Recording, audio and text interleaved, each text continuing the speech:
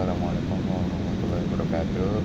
Saya Muhammad Abdul Harahap dari kelas KPI 5C, ingin menjawab terkait soal-soal dari mata kuliah etika dakwah. Untuk jawaban yang pertama dari soal pertama, yaitu etika dakwah secara bahasa adalah tata krama, adab dan kesopanan dalam berdakwah, baik dalam tampilan, tutur kata maupun tindakan seorang dai dengan nilai baik dan nilai buruknya.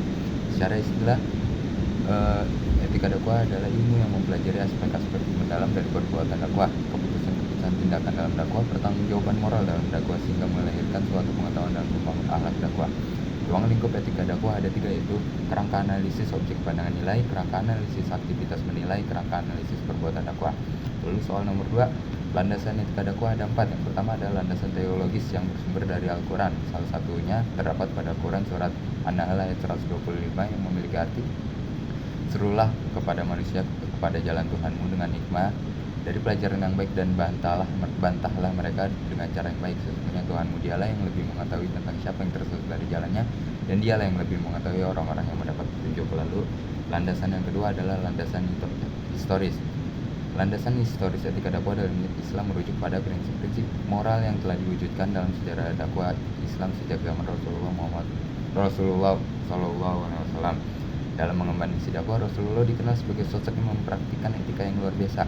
Salah satu landasan historis yang mencolok adalah prinsip kejujuran dan amanah yang tinggi dalam menyampaikan pesan agama kepada masyarakat. Lalu yang ketiga adalah landasan filosofis.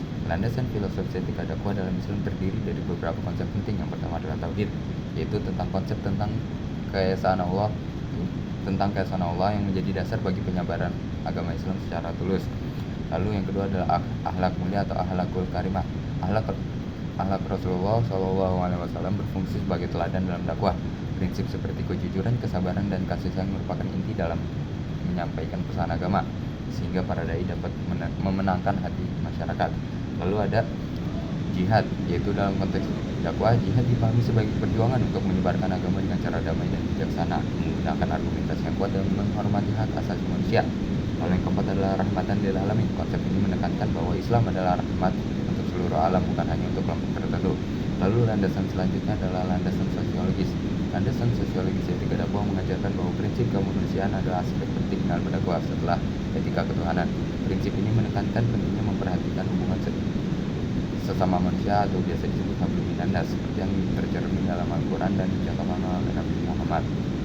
Beberapa norma sosial pada etika dakwah adalah norma hukum, norma agama, norma kesopanan, norma kesusilaan, dan adat istiadat. Lalu untuk jawaban nomor 3, yaitu pendekatan yang tepat dalam etika dakwah memainkan peran penting dalam mencapai tujuan dakwah yang diinginkan, yaitu membawa perubahan positif pada mad'u atau penerima dakwah tanpa paksaan, dengan mempertimbangkan konteks sosial serta dinamika masyarakat yang ada. Pendekatan dakwah tidak bersifat satu arah, melainkan melibatkan interaksi dan penentuan strategi serta langkah yang matang. Dalam setiap pendekatan, seorang dai harus memastikan bahwa pesan yang disampaikan diterima dengan baik oleh mad'u.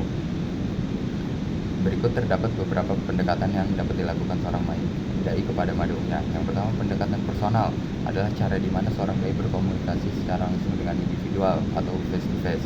Lalu pendekatan pendidikan yang menekankan pentingnya pembelajaran berkelanjutan dan pendalaman ilmu agama dalam proses dakwah.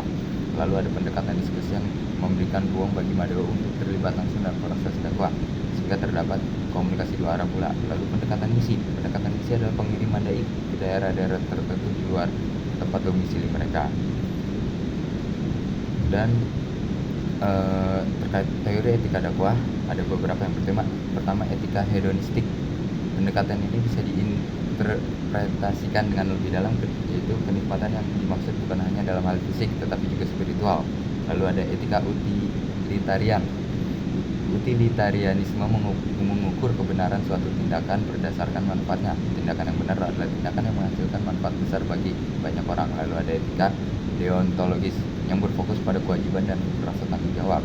Itu jawaban nomor 4 adalah, atau nomor terakhir, norma adalah aturan atau pedoman yang mengatur tingkah laku manusia dalam kehidupan bermasyarakat, dan norma memiliki beberapa jenis, yaitu norma agama, norma hukum, norma kesusilaan, dan norma kesopanan. Sementara urf sendiri adalah perkataan atau perbuatan baik yang telah populer dan dikerjakan oleh banyak orang dalam bermasyarakat.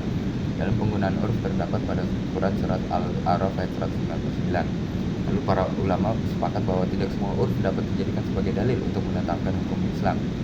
Beberapa syarat agar urf dapat digunakan sebagai salah satu landasan adalah tidak bertentangan dengan syariah.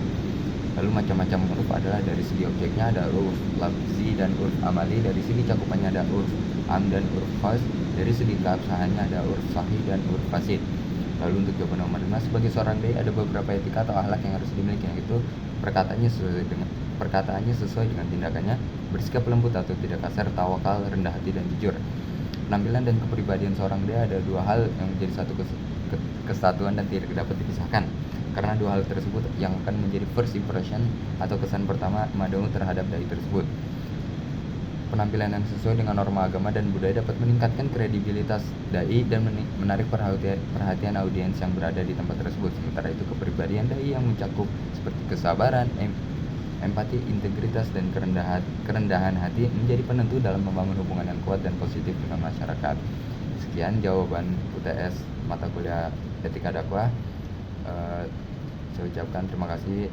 Mohon maaf bila ada salah kata. Billahi taufiq wal hidayah. Wassalamualaikum warahmatullahi wabarakatuh.